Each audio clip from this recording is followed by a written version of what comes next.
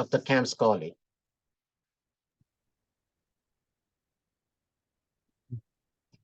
Dr. Cam Scholey is from Canada. He's a teacher, a speaker, an author, an advisor, and a thought leader. He has devoted his professional life to strategy and strategic leadership. He's currently with the Royal Military College of Canada, but he has taught at McMaster University and Queen's University, among others. Okay, he's worked a lot on the Balanced Scorecard and on strategic maps, both of them pioneered by Robert Kaplan and David Norton. So he is here with us, collaborating with us, trying to learn more about orgtology, trying to contribute to orgtology, and we welcome him. Of course, I think most of you know Derek Hendrikz. Derek Hendrikz is the originator of orgtology. He's a principal orgtologist, and he has been spending most of his life promoting orgtology, the use of orgtology. I recognize some people here who are either orgtologists or they are on the way to becoming orgtologists. We welcome you all, right? So we would like to go ahead with the debate, or the dialogue, I should say. We emphasize that it's a dialogue because we want to learn more about the Balanced Scorecard versus the Level Zero concept of orgtology. So we will emphasize that this is a dialogue and not a debate. So the way we want to do it is we want to go ahead and have the two, Cam and Derek, make presentations and have a dialogue between them. And once we've finished, we will open the floor and have people ask questions and take part in the dialogue. So please bear with us as we go through that. You will have your questions. Please hold them so that we can explore the two ideas. And then after that, you are welcome to ask questions or contribute to the debate as you see fit. Okay, so I'm going to start with Derek. Thank you for being here, Derek. You have developed a very exciting framework on how to run and change organizations so that they can be more successful. So please tell us a little bit more. Just talk a little bit more about your story and by extension, the story of orgtology.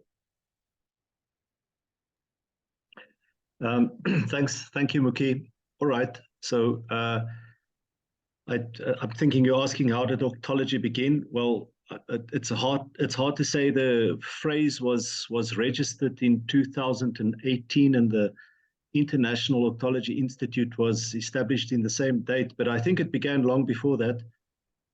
It was probably in the year 2000 when I was trying to find a way to separate or to distinct management from leadership, because I couldn't really find anything that gives a proper distinction. You know, most of the stuff were just very much opinionated. There was no scientific way to say, well, these are leaders and these are managers. It was basically just the opinion of whoever wrote about it. So I worked with that, and then did a lot of training in my life. You know, I worked as an international trainer for Marcus Evans, so I went all over the world, and you know, we presented whatever the clients wanted in terms of business management. Later years, I did what most people do with an interest in management. They study an MBA, so I did that. And I was a bit disappointed. You know, there wasn't much science in that. It was also very much, you know, what the flavor of the month is. Maybe a few subjects like economics and finance, you know, at quite a mathematical base. And, you know, slowly started seeing that there's things in organizations that operate on different rules. You know, like the human body, if you've got a mind and you've got a physical body, they make you, so they jointly, they're one thing, but they don't run on the same rules. I can't test your I can't test your creativity with blood pressure. Neither can I test whether you're a healthy person with you know, a personality test. So this was always confused. I was quite involved in strategy development, and it's like, there was no separation between what's operational and what's strategic, and most strategy documents I saw was quite operational. You know, it was just explaining targets for what people should do, for what they're already paid to do, and for what there are already processes to do so.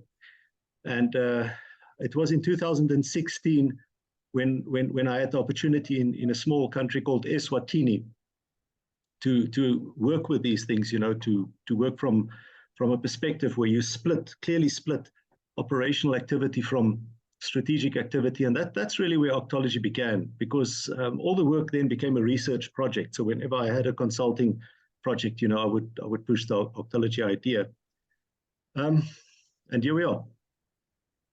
Thanks, Muki. Yeah, sure. Yes. And I see the other, I recognize here Matthias. Matthias was very instrumental in putting this together. And I'm standing in his shoes. So I want to acknowledge Matthias. And there's Deandre Mayer. Deandre, who's a technology person. He's helped us a lot in putting this all together. All right, just to continue, Derek, you know, one of the main constructs in Orgtology is level zero. It's a very important construct for the whole idea of Orgtology. Can you please expand on the concept or the construct of level zero? Yeah, thanks, Muki. Yes, certainly. So just to mention that level zero it's one of many models in Orgtology, and Orgtology has the basic premise that when you connect things, you create intelligence. You know, one of the things we studied was countries who moved from third world status to first world status in a short time. The biggest one's probably China, and then places like Singapore. And you find that one thing that happens is, if you look at these systems, you know, when things are connected, they just simply become more intelligent.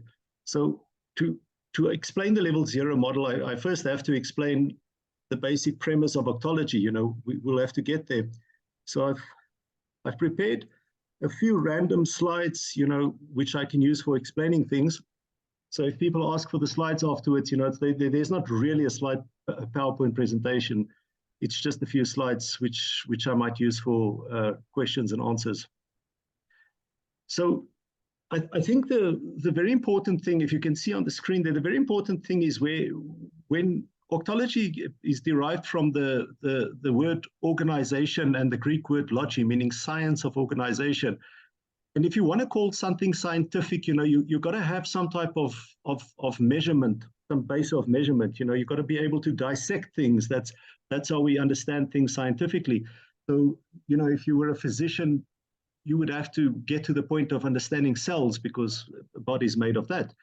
So we said that the smallest particle of which any organization is made is an activity. You know, there's nothing, you know, that's basically how you arrange these activities ends up in being an organization. So an activity is to us the smallest particle of organization that you can use to measure things and to understand things. To illustrate that, resources are consumed within an activity. Performance indicators are derived from activities. Risks are understood through activities. Costs are incurred through activities. You know, so there's nothing that happens in the organization that's not tied into an activity. An activity, therefore, basically is the nodal point of data.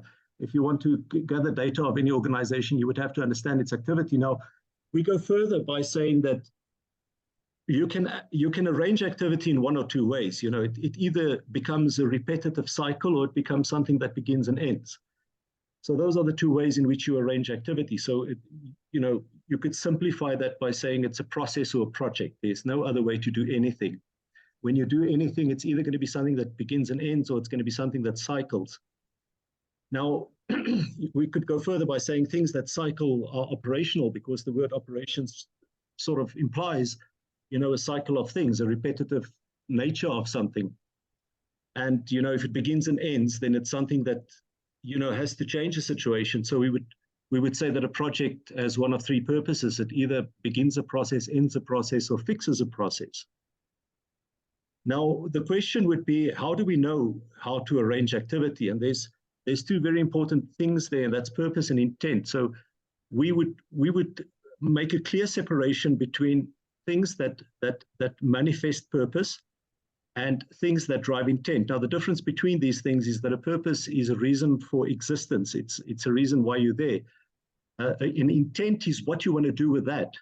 So there you could already see a difference from the traditional business school approach, where the teacher would tell you that vision is where we want to go and mission is how we get there. We don't see that linear relationship. We see it more as a dual existence between two things that don't work on the same rules. So purpose would be your reason for existence. I often explain something through, something like sport. If I'm a boxer, my purpose is to box. There's no real difference between that and the purpose of Mike Tyson. We have to adhere to boxing federation rules. We can't just do what we like. So purpose has very clear boundaries. It's got a very algorithmic nature. It has a cause and effect dependency. But the intent is your business. If Mike Tyson wants to become the world champ, he would have to train like 6 hours a day, 6 days a week for years. He would have to start at the age of 14 at least if he wants to be the best heavyweight champion in the world. For me, maybe I'm boxing for fitness, so my intent is to be fit. That changes things. I could just go to the boxing gym 3 times a week. That's it. And that would be enough. So intent is a desire. It's not something that's bounded. It's where human beings get their ability to innovate and to be abstract. It's an abstract thing. You could conceptualize a future in any way you like. There's no boundaries to that. If I get back to the body and the mind, if I jump from a roof, I'm going to get injured, irrelevant of what my belief system is or what I believe in, but my mind could fly. The same rules don't apply. And to illustrate that, when there's repetitive activity, it would look like something like this. There's activities that cycles, and these cycles continue. That it doesn't begin and end. It continues. The cleaner cleans, the receptionist, welcomes people into the building and so forth. So it's a repetitive way, and there's complexities here. I mean, there you could see that if something's efficient and relevant, then yes, we go back. If no, we go forward. It's something that we can calculate. It's something that we can predict. It's a matter of efficiency. In other words, we can control it. And when you can control things, the rules change. Because when you can control things, all that you have to fix is a process. You don't have to do more than that. But where you can't control things like, if you take human resources, for instance, you could control the knowledge and the skill of recruits, because you can test that. You can look at their CVs and phone their references, but you can't really control their attitude or motivational level or aptitude or willingness to work. Those are abstract things. What you see there, you could see a project. So this is non-repetitive activity, and therefore you could see that rules are very different between these two things. Projects don't run on the same rules as processes. Projects begin and end. It has a critical path. There's critical activities. Its aim is to die. It has to stop somewhere.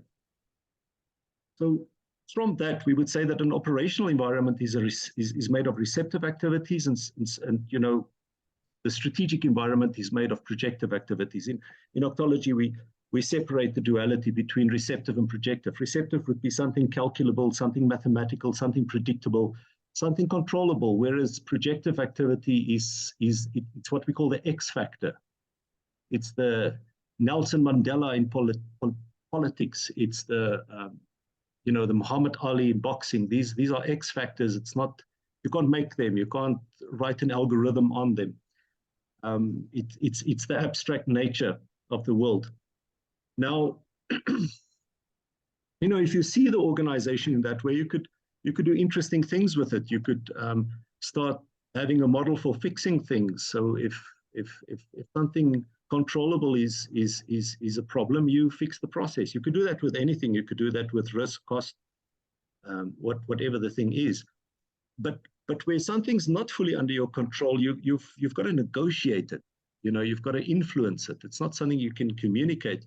So the rules change, and I think that's the to get to the level zero model, level zero works on the process side of things. In other words, on the efficiency side of things. It's a model which is a generic model to all organizations, irrelevant of, I would even take it as something like a marriage. You would need to have this level zero covered there, because whatever the type of the organized system is, it's got to have resources of some kind. In organizations, it's usually three things: people, money, and assets. And you could probably have a good argument for intelligence or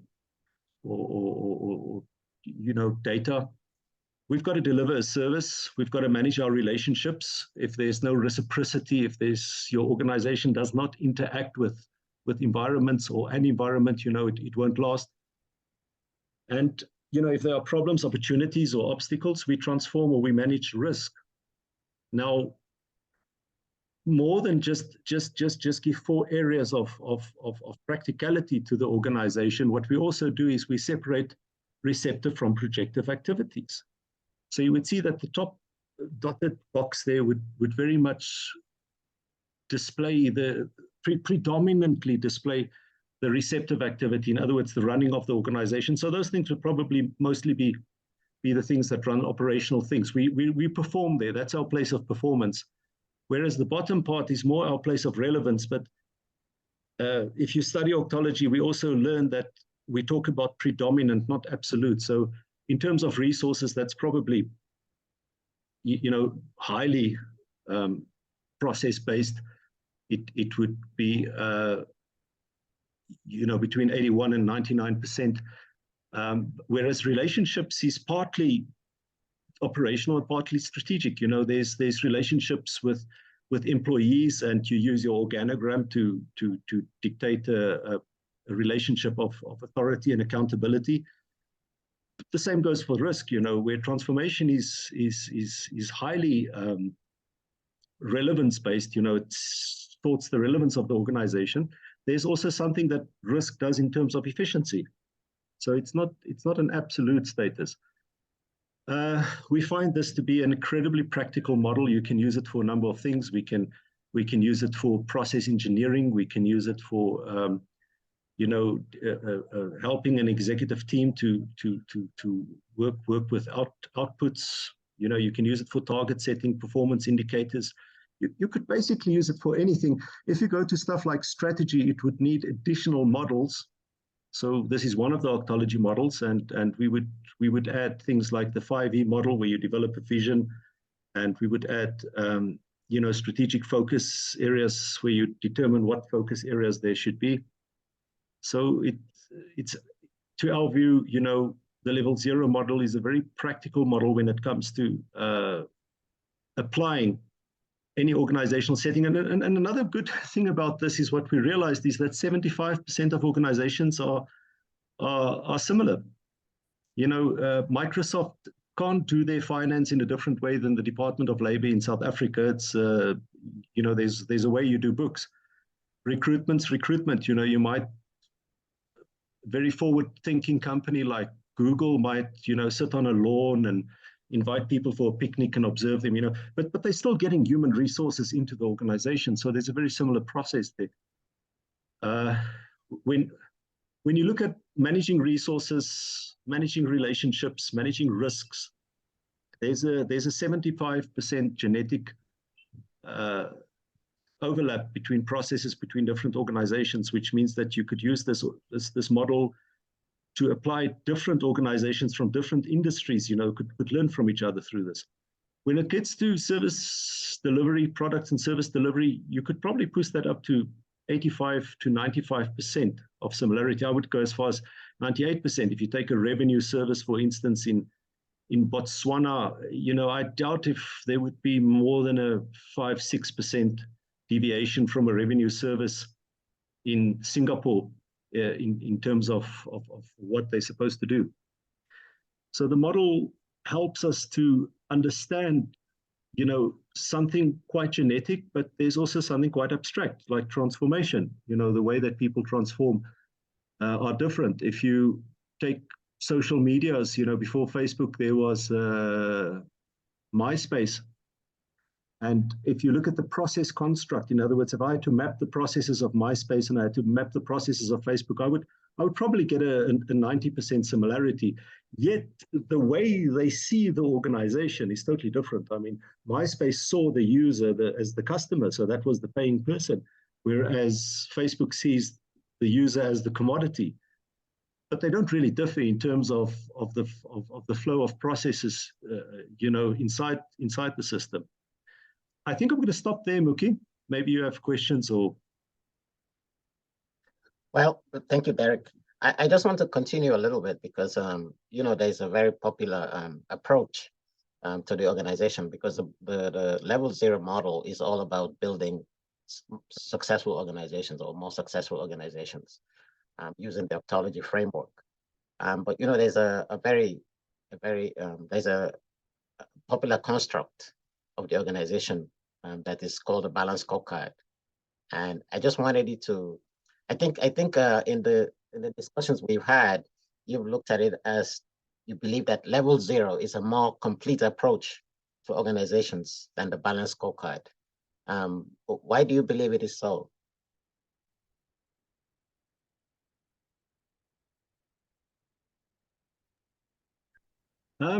I think that yes, I would make and of course it's a biased statement, but I would definitely say that the level zero model is a much more well, two things. It connects the organization in a more meaningful way because it's based on practically applicable focus areas, where the Balanced Scorecard is based on perspectives. So the Balanced Scorecard tells us there's a way to see the organization. And what I like about the Balanced Scorecard, I think if I could say some really good things about it, it would be that it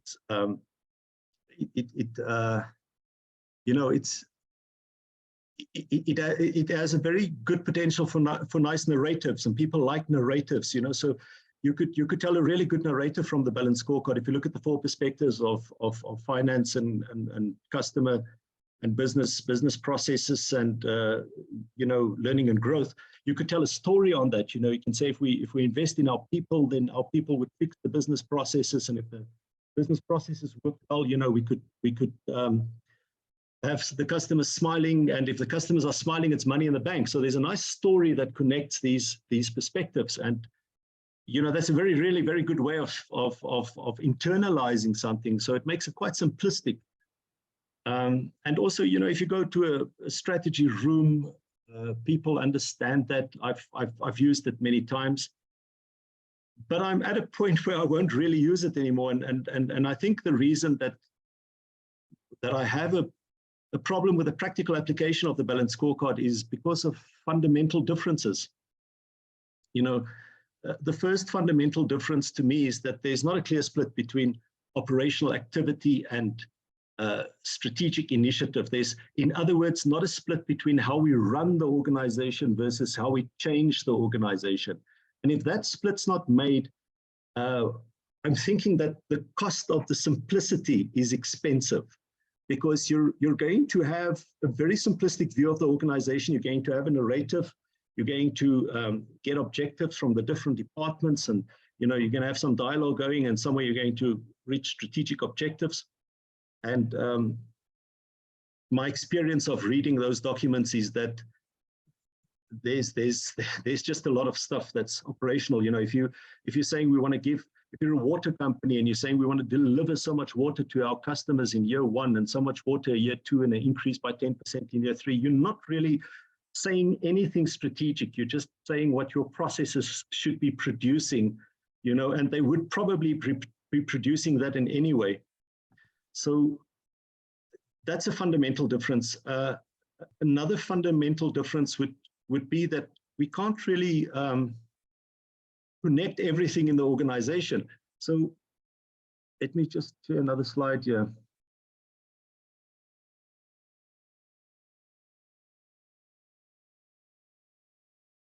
So I've made a list here of things that we could apply or not apply. So if you look at the practical application of the Orgtology Level Zero model, we could use that for process engineering. I don't see any way that you could use it through the Balanced Scorecard. You could use it for policy development, developing operating procedures, creation of an organogram, risk identification.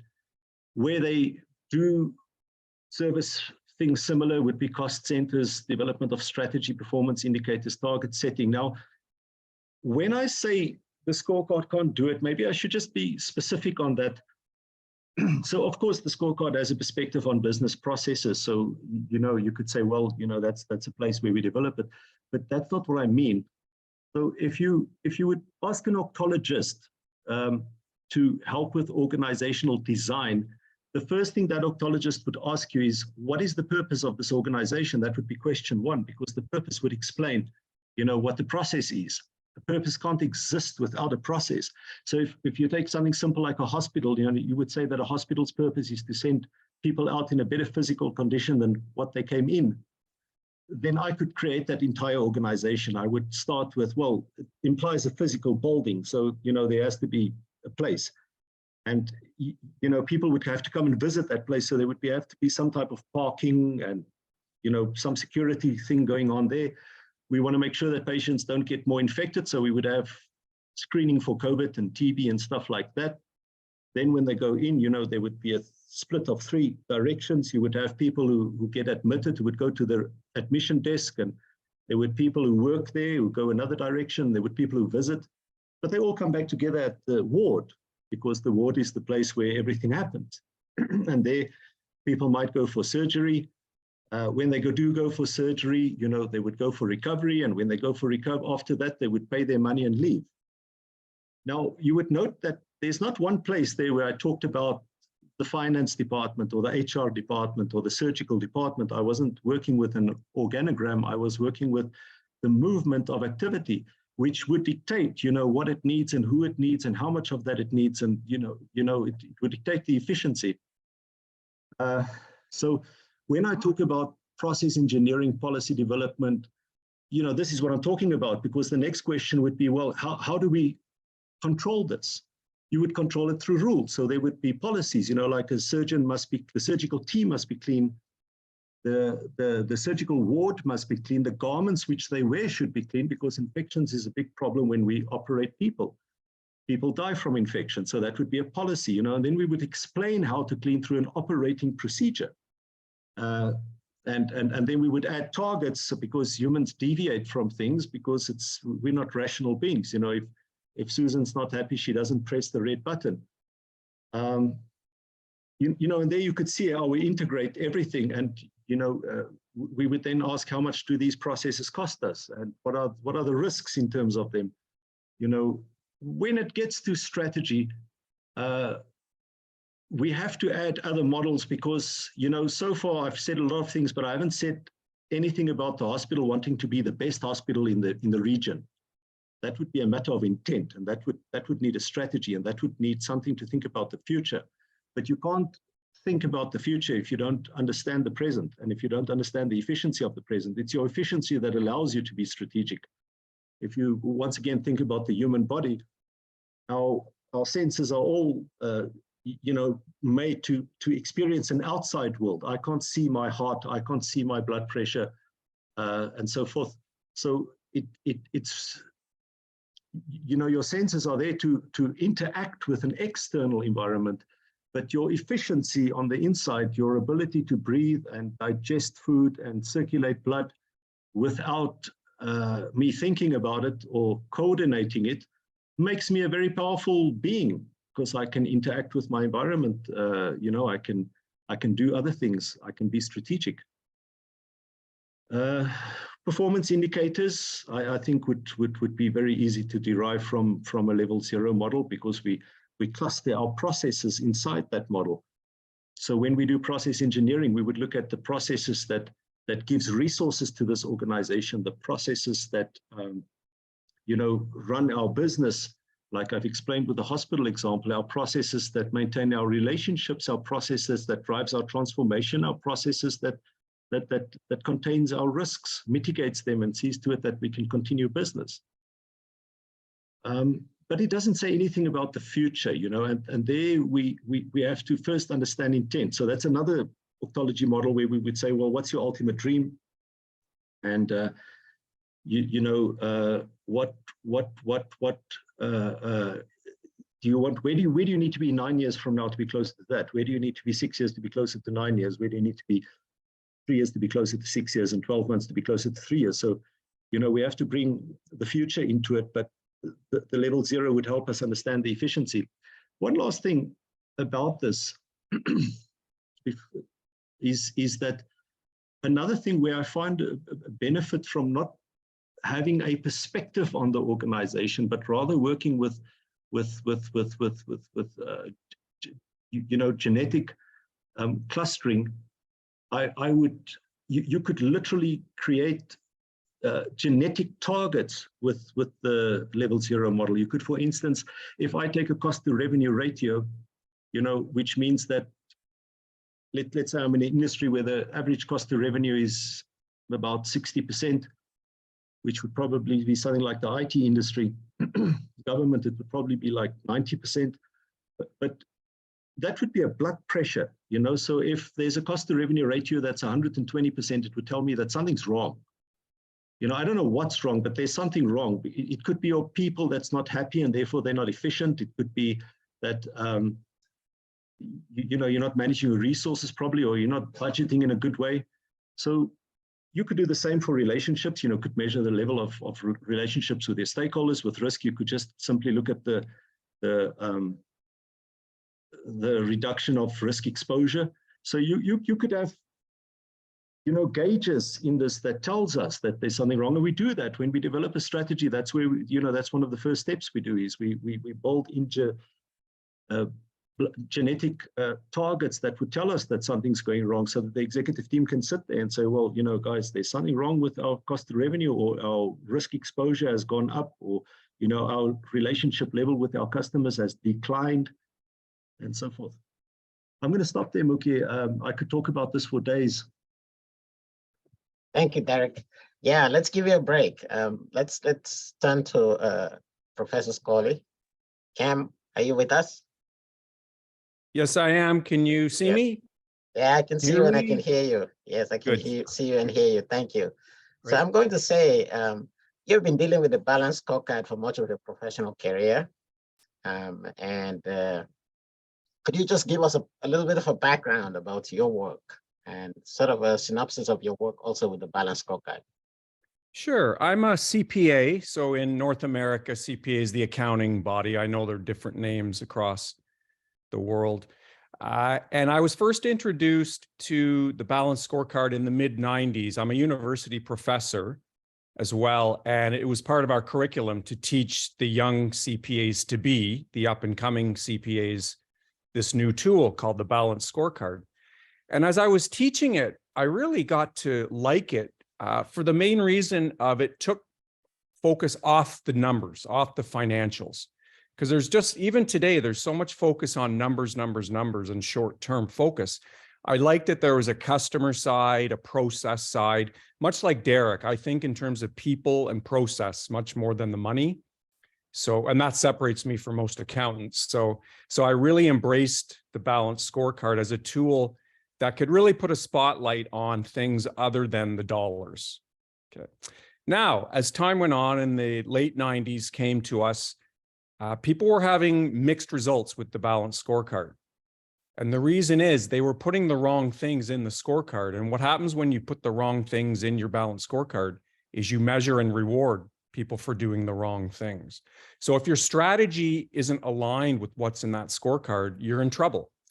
And to fix that, Kaplan and Norton, the pioneers behind the Balanced Scorecard, and also this newer tool called the Strategy Map, they really brilliantly took the Balanced Scorecard perspective, the financial, customer, process, learning, and growth, and created a strategy template so you could follow your strategy through as a hypothesis. So it makes sure that the right things go in the Balanced Scorecard. And while I'm talking about that, I will say one of my biggest contributions I think I can make to Orgtology is in that strategic hypothesis making. For example, here's a hypothesis I would like to pioneer and pilot.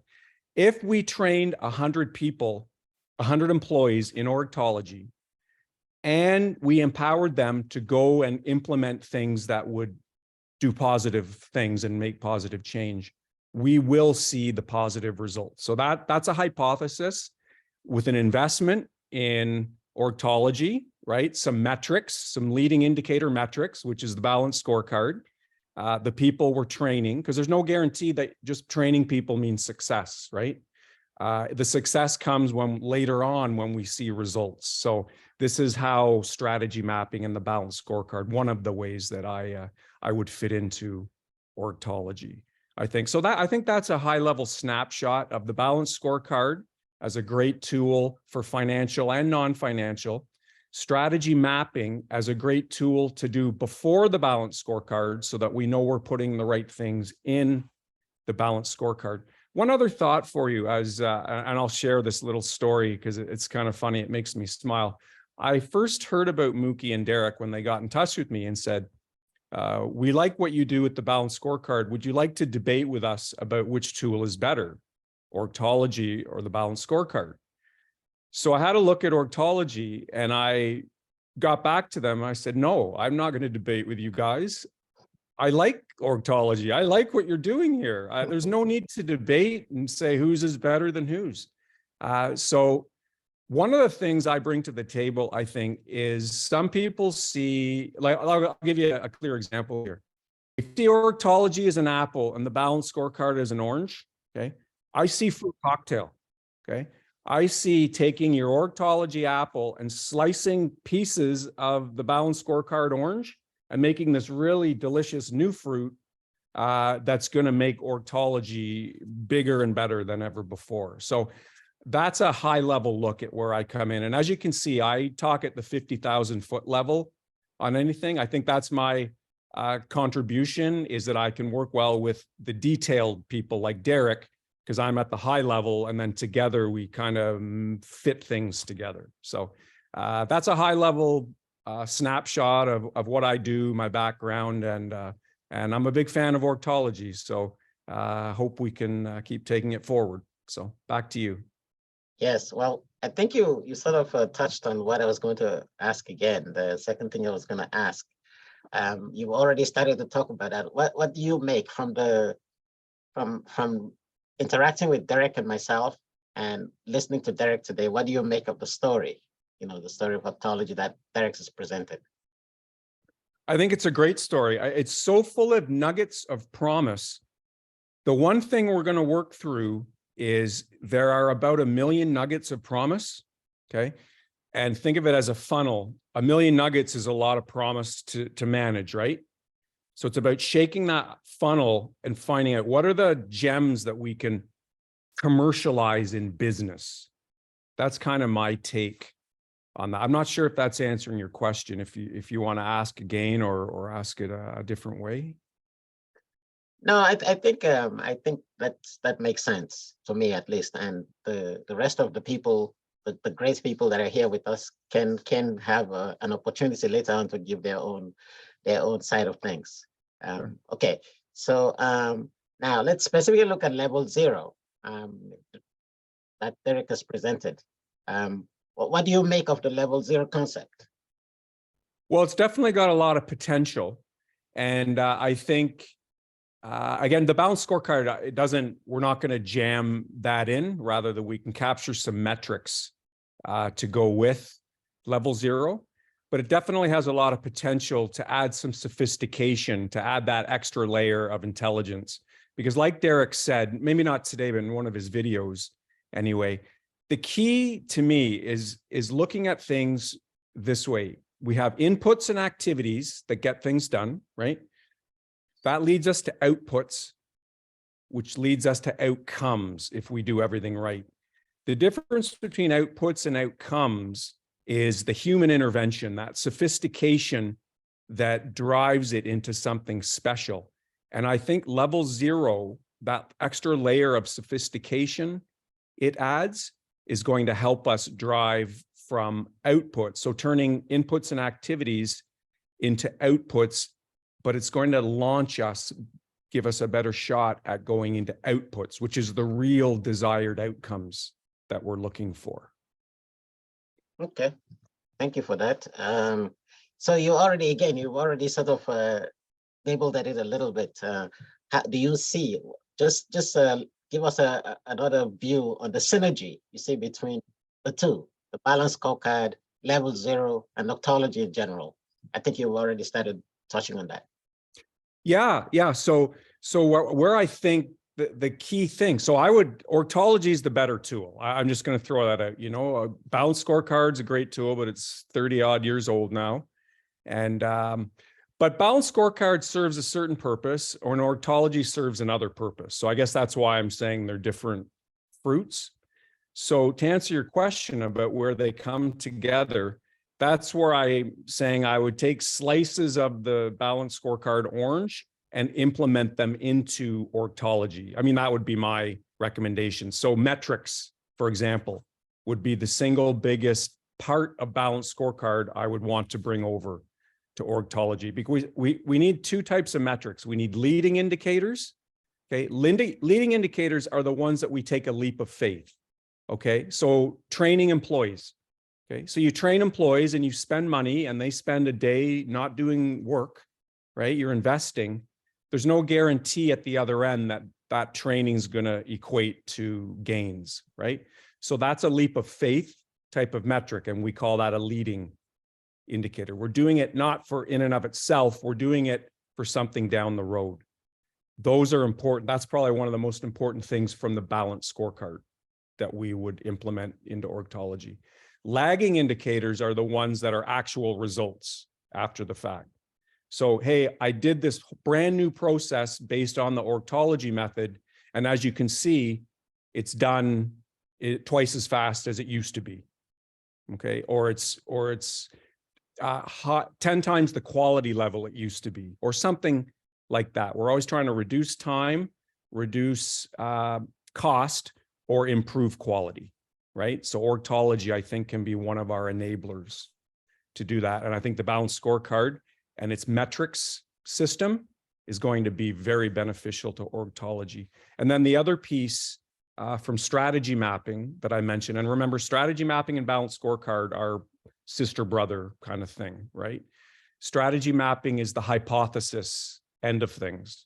Okay, so to follow this through, to literally follow it through as an experiment, if we invest in 100 employees for Orgtology training and we enable them to implement, whatever that means, we'd have to define enable them to implement, then we expect to see results that they will demonstrate for us. So who knows what those results are.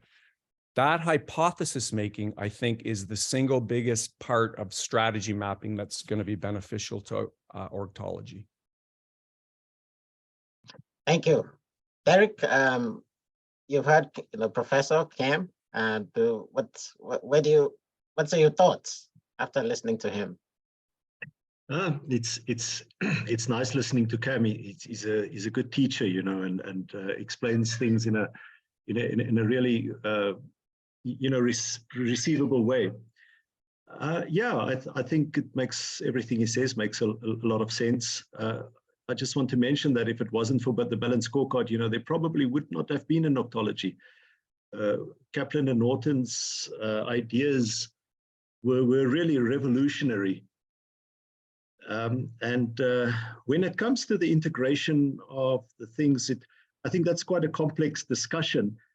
The Level Zero model is an operating model. It's an idea of how to do things.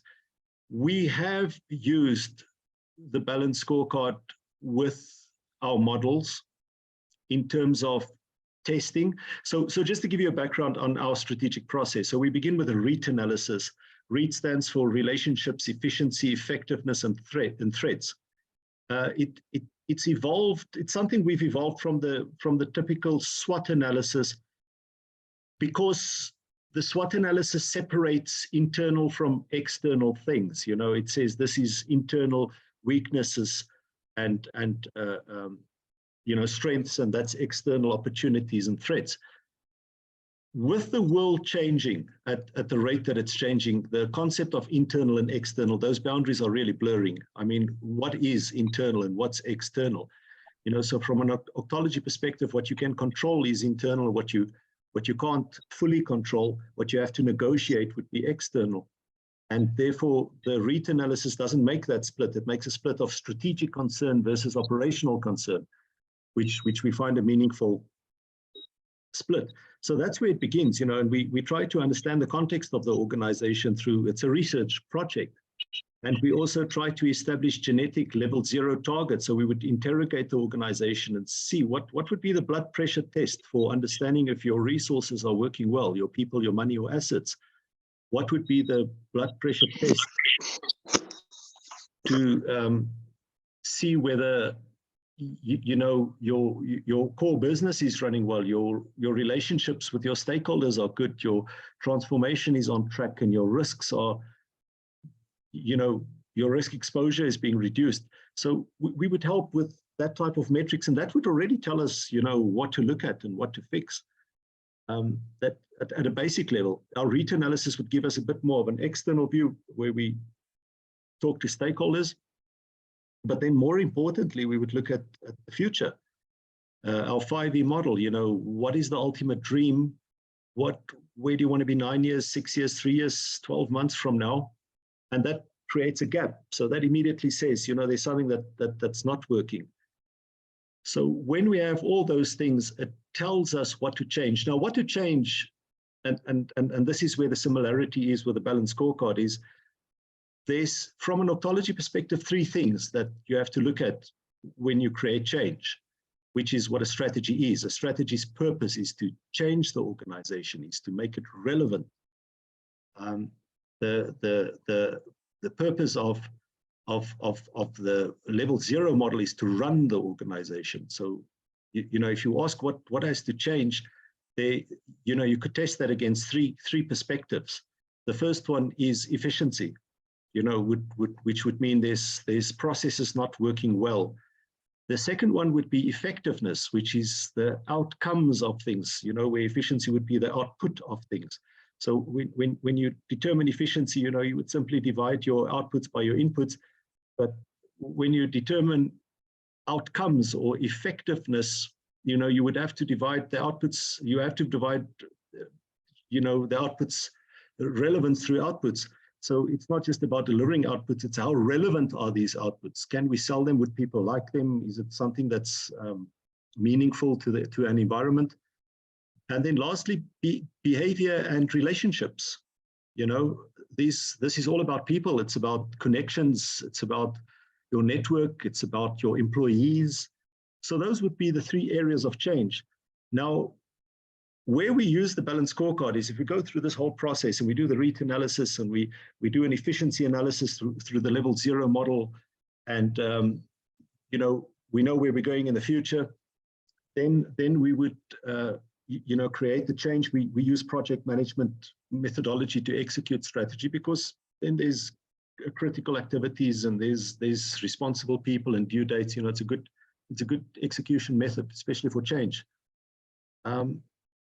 Then we take the balanced scorecard and we pull all our strategic projects or strategic initiative. I don't want to give it a name because some people call it objectives or goals, or, you know, it's got different names all around the world. So your strategic initiative, we take that and we test that against the scorecard perspective. So have we covered the customer perspective?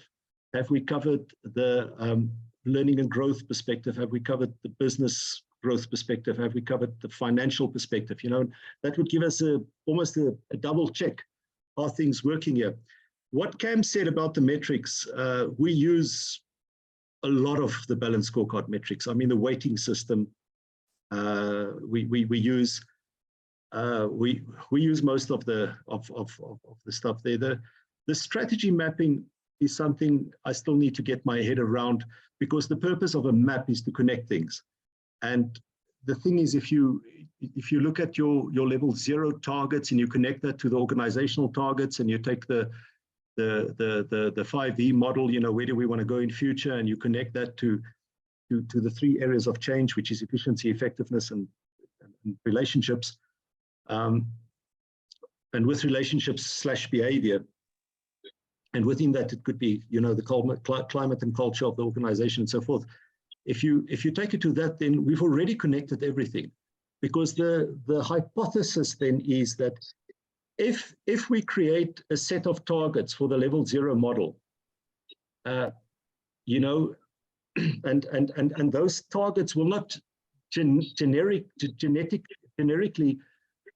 sorry, that's not the word, would not organically get there. In other words, our processes that we're running on a day-to-day basis are not going to get us to those targets. Then things have to change, you know, and if we're not going to organically reach the future, so if we're not going to be where we want to be in 3 years, in 6 years, in 9 years, and ultimately, then we have to change something. And the hypothesis is that if we do these strategic initiatives under those 3 clusters, then, you know, our operational environment will change, because the change has been built around that.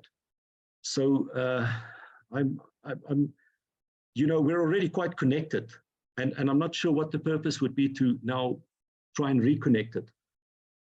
That's something I haven't thought much about. Okay, I think there are a lot of threads here. There are a lot of different ideas to be explored from this dialogue. I mean, I just would say to the people, keep your space open for example, the REIT versus SWOT, the Orgtology REIT versus the traditional SWOT analysis. Probably something we'll explore down the line. But I think we've heard a lot from the panelists, if I may call them that. So, and there are a lot of people who have taken their time to be with us, which once again, I'd like to say we appreciate very much. So I'm going to open the floor from what people have heard for them to be able to have an input. I mean, you can ask questions. You may direct the questions at one of the panelists. You may just give your point of view, and that be a basis for discussion, and something like that. So please bear with us. I'm not a technology guru, but we do have somebody here who's helping us a lot, DeAndre. So we will find a way to be able to accommodate as many people as possible. I think from the schedule, we still have a little bit of time. So let's go ahead.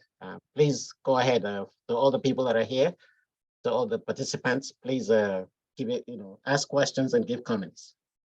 So we're open.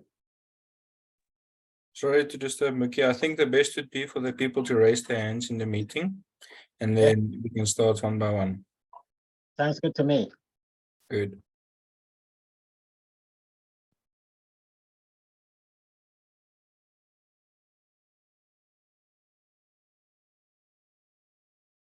Well, I hope everybody heard us. You can raise your hand and make a comment or ask a question.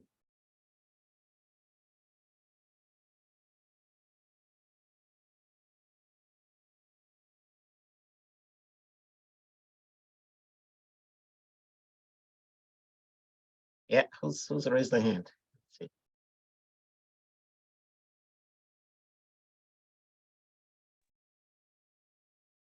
Anyone? We're listening.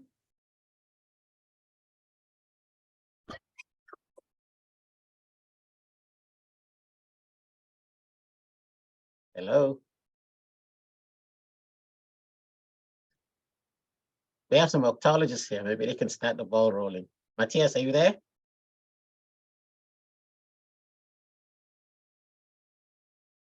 I'm there. Hello. Yeah, thank you for being here. Any contribution?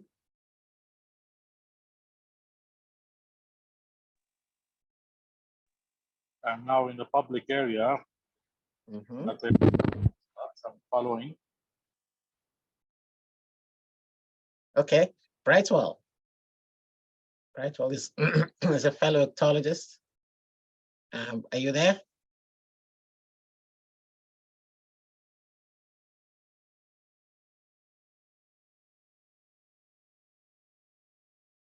Right. Hello, Brightwell. Yes. Okay, yes, I'm here. Yes. Well, thank you there, and thanks to the two gentlemen, you know, for what they've shared with us here. I would like to ask them to comment about the structure of the strategy document, you know, on using, perhaps Derek will be talking about the structure of the strategy document, you know, from an orgtologist perspective.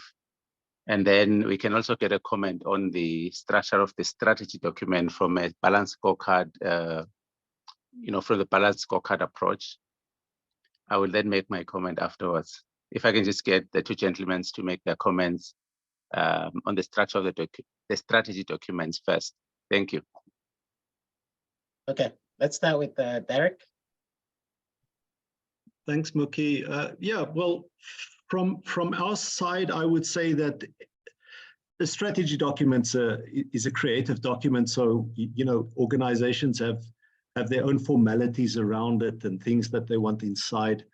I would say from an orgtology perspective, there are three things that are incredibly important, three parts that create a narrative in your strategy document. And the first part would be with what we call organizational identity and definition. That would tell us who this organization is. And that part should contain its purpose. You could call it a mission. It should contain its intent. You could call it a vision. So, which are really the fundamental statements from an orgtology perspective, because a purpose ignites the operational environment. It creates the processes. If you want to box, you've got to get into boxing processes, you know. If you want a hospital, you've got to, you know, develop the processes to arrange the activity to run that hospital. So there's really just one process in the organization, and that's the purpose. And then the intent, you know, tells us the change that we're envisaging, where we're going to take this purpose. You know, is it going to be the biggest, the greatest, the most wonderful, like Microsoft, you know, having a desk computer on every desk in the world running on Microsoft software. So your statement of definition and identity should be the first thing in a strategy document when we start talking about strategy, and that should tell us what is the purpose, what's the intent, what's the values, how do we define these values, what are the behavioral rules? In other words, how do we plan to behave to demonstrate these values? And then the business model, the business canvas maybe, but also a business model, which is the most simplistic way in which you could depict the modus operandi of an organization. That would be a business model. That's the first part. The second part in a strategy document, and now we get to the duality in orgtology. So we've declared a purpose, we've declared an intent. Now we've got to start talking to these things. So the second part would be a statement of operational efficiency. We need to understand how this organization intends to run over the next 3 years. We promote a 3-year duration for strategy, a 6-year duration, a 9-year duration, so which you can roll your strategic initiative, you know, towards the future. You know, not saying that all that strategic initiative would take 3 years. Some would take 3 months, and some would take 6 years. So the second part of the document needs to give us gauges to tell us when something goes wrong, and that's where your level zero model. So the second part of the document would really be built around the level zero model. How would you know that your resources are not functioning properly? How would you know that you're not doing your core business? How would you know that your relationships are not run well? How would you know that, you know, your risks are not contained? And how would you know whether you're changing or not? So that would be part of it. We would also create a process flow of the entire organization, because we need to understand the flow of activity. And we would touch on the organogram. You know, how do you intend to ensure accountability and responsibility for what you have to run? The strategy is then the third part, which we call statement of strategic effectiveness. Now, this is the abstract part of the document. The statement of operational efficiency was the concrete part of the document. The abstract part is about your perception of the future and your ability, firstly, to anticipate a future, and then your plan to get to that. You know, so if you're making a statement to say in 3 years we want to be the the number one tax authority in the continent of Africa, then, you know, we need to see what your plan is to get there, because obviously your normal operational environment's not going to get you there. So you've got to make some changes here. And we would like to understand those changes, and we'd also like to understand the feedback of those changes to the operational environment. And we want to also know about your relationships with your environment, with your people, your stakeholders, your employees, your suppliers, and so forth. So those would be the three fundamental parts. And if I could add a fourth part to that, that would be what we call the project. So we run our strategy through projects. So we need to understand what are the action plans for this, and the best way, according to us, to write the action plan is through a project, running a project. Yeah, that would be my take on what is vitally important for a strategy document. Thanks. I'll give my take if I may. Yes. And Derek said something interesting. I'm going to start my talk picking up on something he said about the abstract part of the strategy. There's the concrete and then there's the abstract. I am the abstract guy. That's where I add value, is in that abstract, which is very helpful for people, because a lot of people migrate to the concrete because it's, you know, you can see it, it's tangible. I prefer more the ambiguous.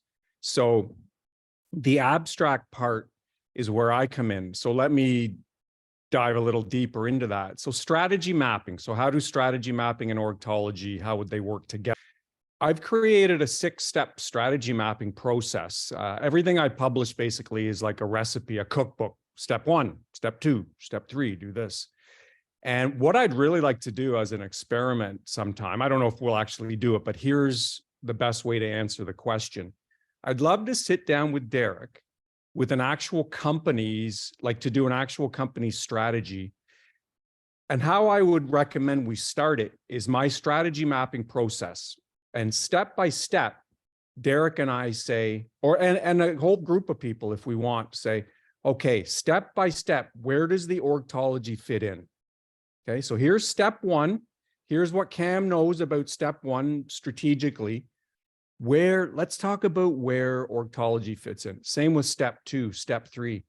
And the really neat thing, I think, is that it would be very different for each company that we did. So for example, if we did Walmart, not that Walmart's calling on Derek and I to do their strategy map, but just for an example, Walmart's an operational excellence company, right? Like save every fraction of a penny you can, run a tight ship. Okay, their strategy map and the orgtology that would go into their strategy map is going to be different than, say, Apple, right? Who spend money more freely because innovation is the name of the game for them. It's about innovating and commercializing those innovations. So spend and then charge the customers a lot more money than Walmart, right? So the strategy map and the orgtology it'd just be neat to see how each lit up differently on the strategy map. So that's kind of an indirect way of answering that question, but I think it's my best way of saying how I think strategy mapping and orgtology would work together, is to do a strategy map and litter it with the orgtology where it makes sense. All right. Right, all?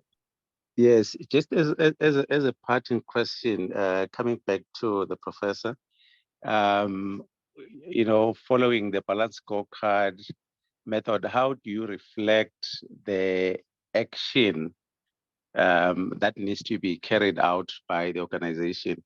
On the earlier presentation, Derek did highlight that, you know, he would map out projects that will represent the transformation program, you know, for the organization. I just want to get to the balanced scorecard then. How do you work out the action plan? That's a big question. I'll try to bite off some pieces and hopefully it'll answer your question. So I think part of this is about accountability. So how, you know, you have this great strategy, how do you ensure it's going to unfold and people are going to do what they're going to do or supposed to do? That's where metrics come in. So I'll go back to my hypothesis. If we trained 100 people in orgtology and empowered them to do things by the end of the year, let's say, I'll just keep it simple, by the end of 2023, they said they will have made at least 10 minor improvements based on their orgtology training, let's say, or at least tried to. So at the end of the year comes and they've either made those improvements or they haven't. And then we would say, if they haven't, we'd say, why didn't you? And we'd find out, was it the training? Was it the company's politics that were preventing you? Or were you just lazy and you didn't, we'd have to find out why. But my point is to you about action plan is that's where these metrics come in really handy. Results focused metrics is then we manage by exception. Because if you did it, check marks and pats on the back. Don't forget to pat people on the back when they're doing the right things. But more than anything, we want to make sure that if anything's falling off the rails, we know about it and course correct. Okay, and we do that through the use of metrics, and the action plan would be the systematic review of the results and actions for course correction. And celebrating successes. Don't ever forget to celebrate the successes. I hope that answers your question. Yes, thank you very much. It does. Perhaps as I step aside to allow Matches to come in, I could just make my own comments on both approaches. I've been fortunate enough for having worked for an organization that first, adopted the Balanced Scorecard to develop and run the strategic plan. And then later on, we picked up, there's some background noise. Please mute. Yes, and then lately we then adopted Orgtology. Now, I can confirm that there are common points in both Orgtology and the Balanced Scorecard. You could actually perhaps find a way of using both, getting them to complement each other. I found that the strategy map on the side of the Balanced Scorecard was quite powerful. Now, the Orgtology in my mind makes it easier now to come up with the action plan because, as Derek presented earlier, in organization, you either do what you've always done or you do something new.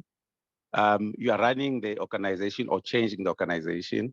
Now, the organization part or the operations part is contained in business processes that are mapped and being the business processes guide day-to-day activities.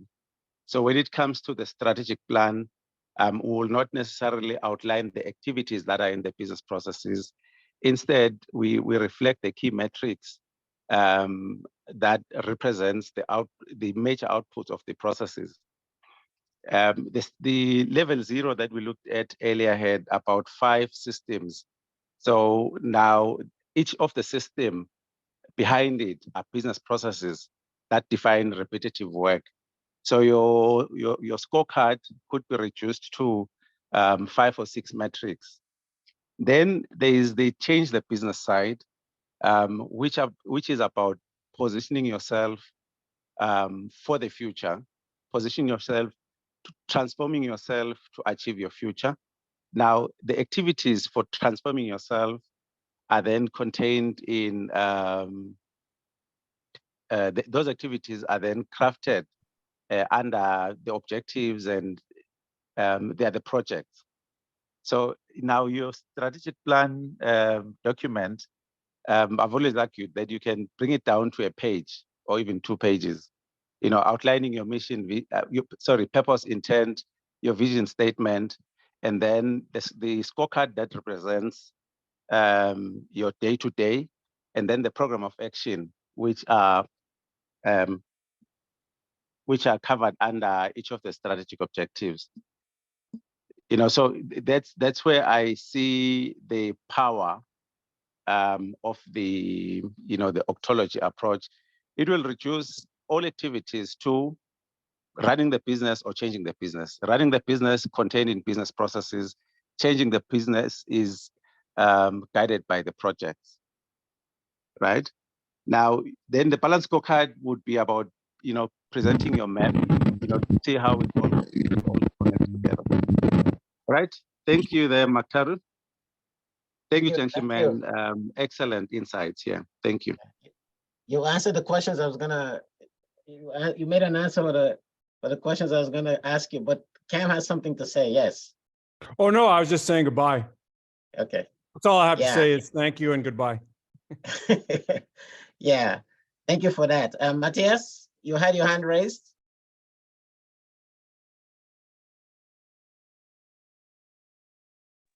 Yes, I have a question to Derek. I'm placing the question in the chat room so all people they can read it. Why the level zero model makes it possible to separate the cost of running a business from the cost of changing it? Maybe if you can just answer this in 2-3 minutes time. Okay. Yeah, Matthias. So the level zero. Let me just bring it on the screen again. So the level zero model would could be cost centers, because we divide all these areas into business processes. So you could cost the process. You could look at the resources used for the process. How many times could this process cycle? You could cost your efficiency there. So costing the business in terms of running it, I think, is quite a straightforward exercise. You need cost centers, and these cost centers are usually departments. I think that might be a mistake, because the departments don't necessarily tell us. They don't necessarily encapsulate all the processes. For instance, somebody working with recruitment, somebody working with procurement, somebody working with budgeting would be from 3 different departments, but they're doing the same thing. They're getting the resources into the organization. So you would like to know, what does it cost to get resources into the organization? Therefore, you have a resourcing process which is shared by 3 different departments, and you could cost that. Now, the cost of strategy would lie in these bottom 2 boxes, and to some extent in the relationship box, because that's where your transformation takes place and your containment of risks takes place. So how we would cost the strategy, there's a complicated way and a simple way. The simple way is to simply calculate the cost of your projects. So once you have your project costs, so we would have 3 areas. We would say we want to change something about our efficiency to make sure that our operations run better. We would like to change something about strategy.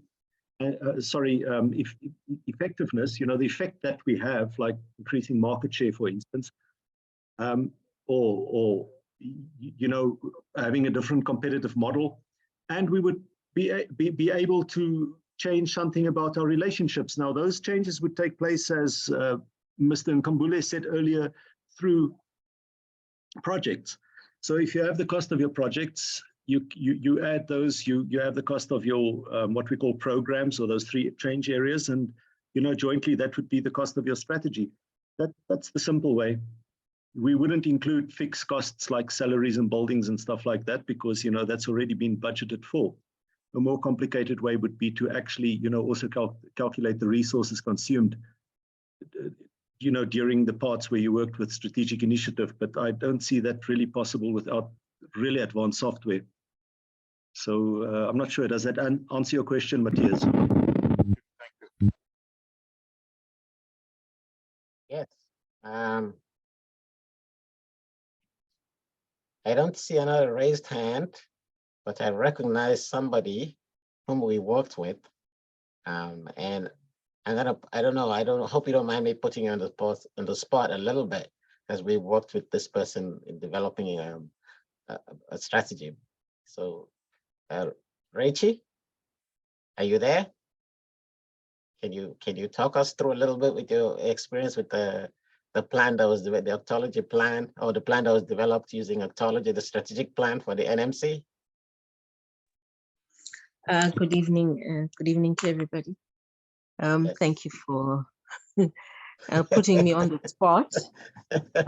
Yes, we went through the process. We followed the guidelines as set. What I did find beneficial during that process was bringing down the strategy to a project level, allowed us to separate the tasks to the different individuals. You were then able, if you had a particular task, a particular project to put into play, you were able to keep track of it. You were also able to map it out and decide how well you can do it, execute it, so that you get to the destination you want to get to.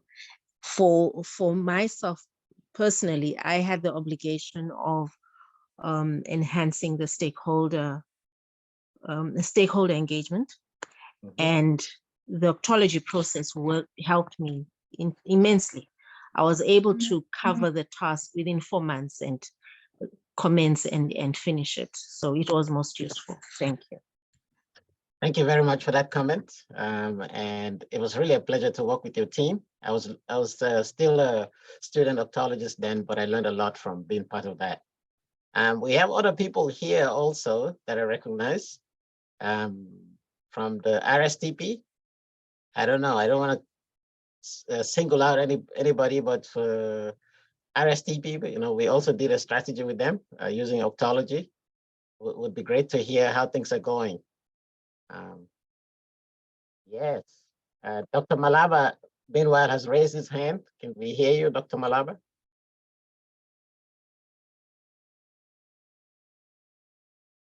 Dr. Malaba, you can go ahead.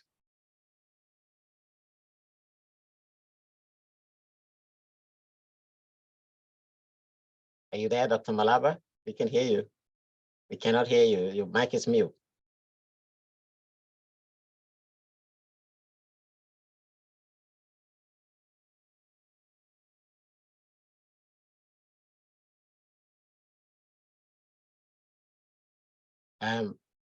Dr. Malaba, your hand is raised, but you can go ahead, please.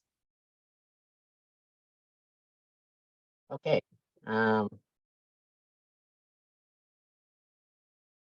There are other Orgtologists here, but I was saying with the RSTP, I see Kanisile. She's here with us. Kanisile, shall I put you on the spot?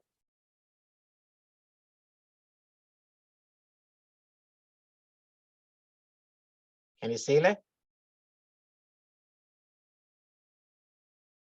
Okay.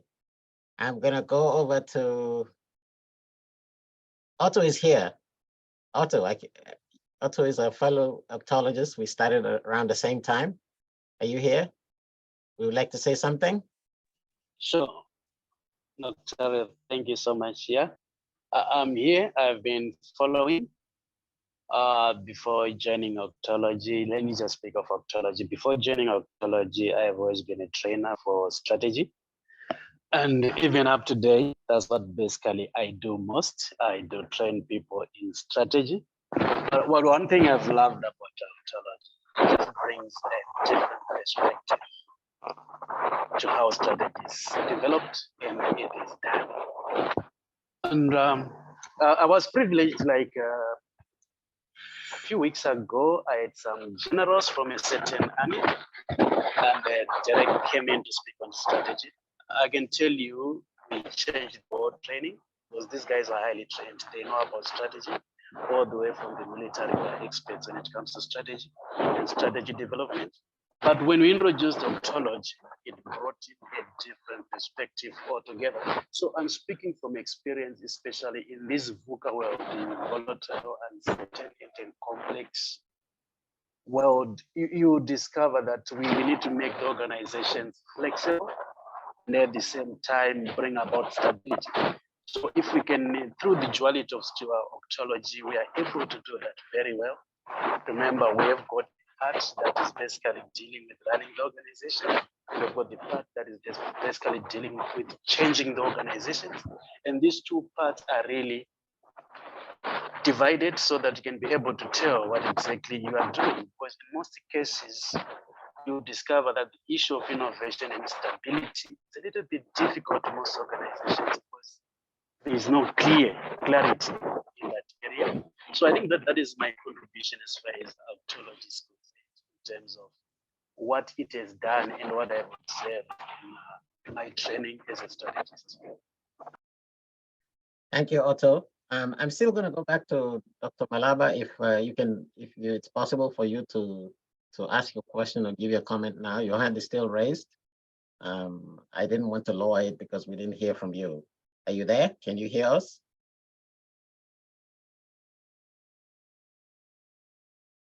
Okay, maybe not. All right, anyone else? Anybody else? Okay, I guess I would say at this point, in the interest of time, and appreciating the people coming to be with us, I'm going to ask for the panelists to wrap up. I'm going to start with this time I'm going to start with Cam. Please go ahead. Yeah. Sorry, I said goodbye 10 minutes ago. I didn't understand where we were in the process, so apologies. So quick wrap up. Orgtology has a lot of promise. I can see that. I saw it right off the hop. I just want to make sure everyone, again, doesn't look at everything as an apple or an orange. Okay, sometimes it's the best of both worlds that are coming together. And that's where someone like me would come in. I have my strategy mapping and my balanced scorecard, but again, I take the orgtology and I see a fruit salad that could be made, which would be called the orgtology model, right? It's not about competing. It's just about, it would be an orgtology model. It's a strategic plan founded in orgtology, I guess is what it would be. So I see a lot of potential for that, for commercializing that, absolutely.